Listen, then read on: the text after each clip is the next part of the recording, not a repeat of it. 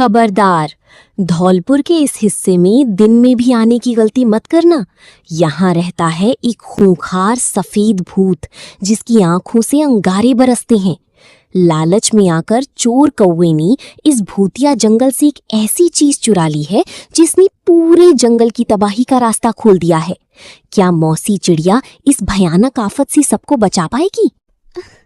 भैया, मुझे बहुत डर लग रहा है। सब कहते हैं कि इस सूखे कुएं के पास एक पैर कटी चुड़ैल रहती है जो आधी रात को रोती है। चलो यहाँ से भाग चलें। अरे तू तो डरपोक है मैनी, भूतों से डरता है क्या ये चोर कौवा? मैंने सुना है कि इस भूतिया पेड़ के नीचे एक सोने जैसी चमकने वाली जादुई चीज है जिसे पाकर हम रातों रात अमीर बन जाएंगे। तभी अचानक झाड़ियों में एक तेज सरसराहट होती है। सर! एक चमगादड़ तेजी से उनके मुंह के पास से गुजरता है। तभी उन्हें एक पुरानी कब्र के पास लाल रोशनी से चमकता हुआ एक बहुत बड़ा कद्दू दिखाई देता है।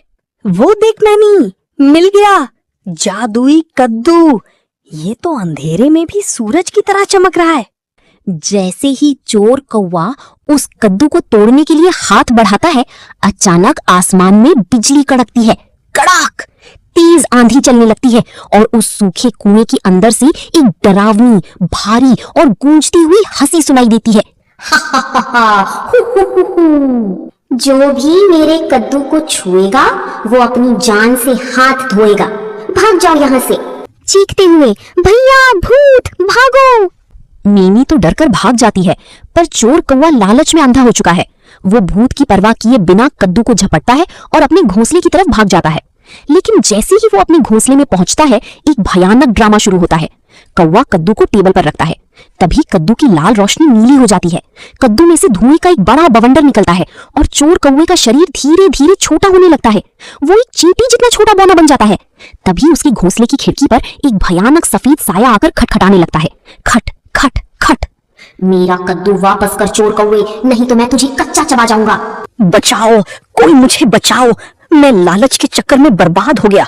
ये भूत तो मुझे एक ही फूंक में उड़ा देगा। चोर कौवे, तेरा समय पूरा हुआ।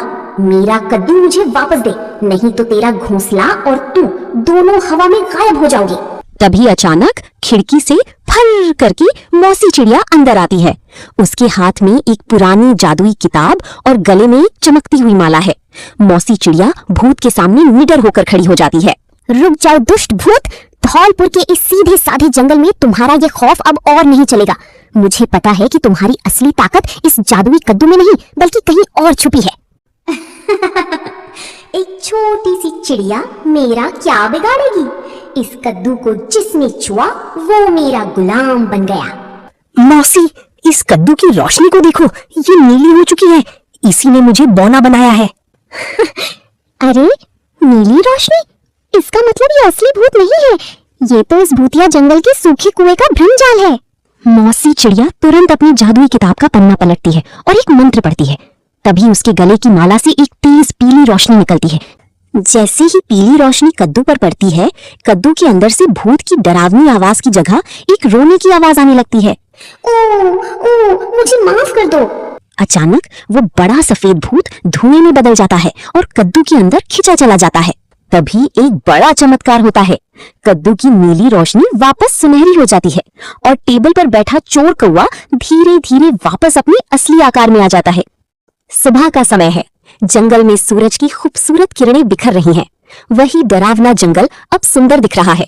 मौसी चिड़िया और चोर कौवा सूखे कुएं के पास खड़े हैं। कौवा हाथ जोड़कर रो रहा है।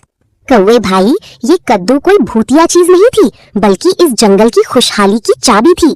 जब तुमने इसे लालच में चुराया तो कुएं की रखवाल आत्मा ने तुम्हें सबक सिखाने के लिए डराया था। लालच का फल हमेशा भुगतना पड़ता है।